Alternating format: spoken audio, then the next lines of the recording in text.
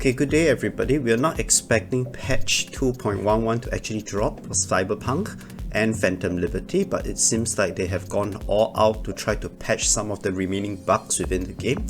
So I'm just going to read through the patch notes so you can save the effort on your eyes. Let's start with gameplay. Melee finishers will now work properly. I have no idea they were working otherwise in the first place, but yes, it's fixed. Fixed an issue where health items could become unequipped from the quick access slot after using consumables. It will now be possible to properly switch Z and W keybinds for AZERTY keyboards. When using the classic control scheme, performing dashes will no longer result in crouching. Fixed an issue where it was still required to use the F key by default to interact even if bound to a different key. Binding the right mouse button to an action different than aiming will no longer result in aiming and a new action occurring simultaneously. Exotal cyberware will now also reduce cooldown when neutralizing an enemy non-lethally. The iconic Contagion quick hack will now properly cause an explosion when combined with the overheat quick hack. So that's a visual update. Added Psalm 11.6 and Buzzsaw crafting specs for players who completed the required activities to acquire them, but they didn't drop. Fixed an issue preventing players from upgrading items to Tier 5++ on Xbox. Yeah, I don't experience that on PC actually, so it's probably an Xbox exclusive problem. Skeleton cyberware will no longer get downgraded after acquiring level 3 of the license to Chrome perk. Skill shards for skills that are already maxed out will no longer drop. The RAM cost for the Cyber Psychosis quick hack will now properly decrease after applying cyberware, malfunction, or an EMP effect. Killing NPCs who are drunk or using a brain dance will now properly trigger the police system. Oops, looks like you can't get away with daylight murder. Fixed an issue where RAM recoup cyberware was restoring less RAM than indicated by its description. Fixed an issue where Fizz would not have a chance to apply bleeding after reaching level 20 in the solo skill. Fixed the description for Biomonitor cyberware so it properly states that it heals you when health drops below 50% rather than 35%. It will now be possible to activate Sender Vista cyberware during holo calls if in combat. Very useful. Fixed an issue where it was possible to get killed by a quick hack while Berserk is active despite its feature ensuring that health cannot drop below 25%. Cyberware capacity will now be capped at 450. Cyberware exceeding the limit will be unequipped. Fixed an issue that would cause loot to float in the air as well as reappear in the same spot after picking it up. Now for quests and open world, adjusted car chase so that they're not too frequent and they don't overlap. Fixed an issue where vehicles purchased on the Auto Fixer website weren't added to the own vehicles list even though money was spent. Made it possible to obtain the BFC 9000 iconic weapon for players who missed the Crash AV in Rancho Coronado. This happened to me. I did not get the weapon because it did not appear in my current save. I had to go back to a very old save for the AV to appear. So this is a good change. Fixed an issue where the animation of inspecting the end card CD pass could be triggered inside an elevator, causing V to fall through it and subsequently die, may I add. Yeah. Fixed an issue where the message from N-Card customer support that unlocks the metro wouldn't arrive even if the requirements were met. Yeah, this would be such a good change, right? Fixed some instances where gigs could remain stuck as incomplete in the journal without any objectives. A day in the life fixed an issue where Daryl Cho could instantly die after approaching the quest marker and speaking to him. Please note that the fix is not retroactive, meaning that you need to load a save prior to speaking to Daryl to be able to complete the quest. Belly of the Beast fixed an issue where it wasn't possible to exit the Basilisk after entering the tunnel. Cyber Psycho sighting on deaf ears fixed an issue where it wasn't possible to collect the information required to progress because the shard wasn't present in the area. Don't Lose Your Mind fixed an issue where after choosing to merge the elements, it wasn't possible to progress past the approach the car objective because the cab didn't spawn. Down on the Street fixed an issue where Takemura wasn't present when arriving at Wakako's pachinko parlor.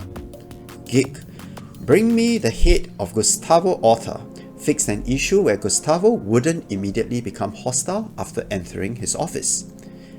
Bring Me the Head of Gustavo Orta, same gig, fixed an issue where the guards would immediately attack the player after picking the peaceful street kid dialogue option. I Really Want to Stay at Your House fixed an issue where it wasn't possible to sleep in V's bed while the quest was active. They didn't fix the bug where Judy or Panam wouldn't lie on my lap properly. That's a bit of a shame. I'm going to try it out and see if this patch actually fixed the bug, but it doesn't seem like they did it. Psycho Killer improved the reward for neutralizing all cyber psychos. Players that already claim the reward can visit Regina and collect the new reward from the weapon crate. Reported Crime Dredged Up fixed an issue where the trail that must be scanned to progress could be missing. This is an old bug that was there long even before patch 2.0, so I'm glad they finally caught up with it. Spellbound fixed an issue when the discounted price for the spellbook could be higher than the full price. Phantom Liberty specific patches, Black Steel in the Hour of Chaos fixed an issue where there was no objective in the journal entry because the objective to meet Reed at the abandoned hotel wouldn't appear. Black Steel in the Hour of Chaos again fixed an issue where there were no dialogue options that would progress the quest when talking to Yoko. Firestarter fixed an issue where some weapons could become job items after being retrieved from the locker. Hi-Ho Silver Lining fixed an issue where it wasn't possible to talk to Mr. Hands in the Heavy Hearts Club because he wasn't interactive or did not spawn for players who experienced this issue on 2.1. I don't think I got this, but it's good that they fixed it. Just Another Story fixed an issue where vehicle contracts weren't spawning in some cases. Things Done Changed fixed an issue where screen could go black after calling the nurse for players who experienced this issue on 2.1. Added an end credits message from Reed for endings other than the tower. Removed the possibility of installing attachments on the Catahoula iconic pistol. Fixed an issue where it was possible to activate the Sensory Protocol perk when it was on cooldown. Fixed an issue where it was possible to activate Synaptic Accelerator Cyberware during its cooldown. It will now be required to have a Cyber Deck installed to benefit from Cognito Lattice Cyberware. Fixed an issue where the buff after exploding an enemy with the Detonate Grenade Quick Hack didn't match the description. Okay, for some UI changes, added a radio pod category in setting gameplay to customize radio pod behavior, enable sync to video radio to keep the music playing after exiting a vehicle, with cycle stations with button press effortlessly switching between radio buttons by simply pressing the radio pod button without the need to open the radio menu, enable save current radio to have the radio pod resume playing the radio station upon loading a save game. This kind of a quality of life I would imagine, where you can just switch radio stations on the fly. You don't have to keep opening up the menu, which can be a little pain in the ass for people who want to change radios, right? Myself, I stick to the Royal Blue station and I hardly ever change from it. The other stations are just kind of a bit too noisy for me. So this is good for the people who want to have a change in radio station frequently. The data window that appears when scanning will no longer default to the hacking tab rather than data. Instead, it will now remember which tab was open last. Fixed an issue which was preventing players from changing cyberware at Ripper Docks and seeing the cyberware capacity bar. Added a pop-up message for when it was not possible to activate Santa Vista during holo calls. I think this was mentioned earlier in the gameplay patch.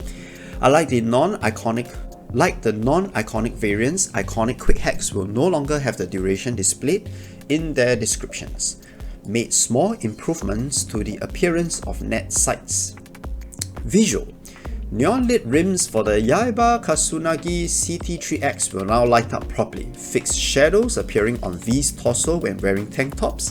Fixed dark shadows appearing on V's hands when holding some weapons with ray tracing enabled. The Devil and Judgment tarot cards will now be properly displayed on the endgame reward screen. For vehicles, tyre track marks will now match the actual contact patch of the tyre. This is CDPR putting in attention to detail, good job. Adjusted the suspension movement of some traffic vehicles to improve it visually. Motorcycle suspension has been improved to reduce visual clipping into roads and curbs. Braking is also improved. Some vehicles, including cars and trucks, will now better handle landing from big jumps. Brake torque vectoring has been added to the drive model simulation. This change effectively reduced understeer on vehicles that previously used to suffer from it excessively when hard braking while turning, most noticeable on FWD and rear mid-engine vehicles. I hardly try any of the vehicles. Actually, I stay on bike most of the time, so I barely understood what this is talking about. But anyway, back to this. Returned or improved tuning in various vehicles. This includes Mizutani Hozuki, MH1, MH2 and the Hoseki, Villefort De Leon V400, V410 Coupe and Vindicator, Thornton Kobe CST40, Mahir Supron FS3-T, Chevalier Centurion 1000, Quadra Type 66 Hoon and more. Implemented various small changes to improving drifting in most vehicles. Now that I understand. PC specific. Added a hybrid CPU utilization setting which can be found under gameplay performance. It can be set either to auto, which lets the operating system automatically decide how to distribute threads among the cores, or prioritize P cores. Prioritize performance cores, it is set to auto by default. If not, some people's CPU might actually be smoking after this. Implemented a fix that improves performance, especially on AMD RX Vega GPUs. Yeah, I think the NVIDIA GPUs have been the key ones getting the love, so it's good that some attention has been showered onto the AMD CPUs. Added that the crystal coat feature, which allows you to change vehicle paint color. Because this technology was developed exclusively by Rayfield, it is currently only available for Rayfield vehicles you own. Controller inner dead zone has been changed to new default values for players who didn't change them, as keeping the old default values could result in stick drift. Fixed an issue where the door in the Mega Building H10 apartment wouldn't automatically close in some cases. I actually experienced that myself during the dating quest. Raid mod, update the address list for modders. Well, that will be good for modders. So that's about it. Quite an extensive list. I'm glad CDPR went into it and fixed just some of these small bugs here and there. Try to perfect the game and make it more complete than it used to. That will be all for me. Like and subscribe if you haven't done so. I see you in the next video. Take care.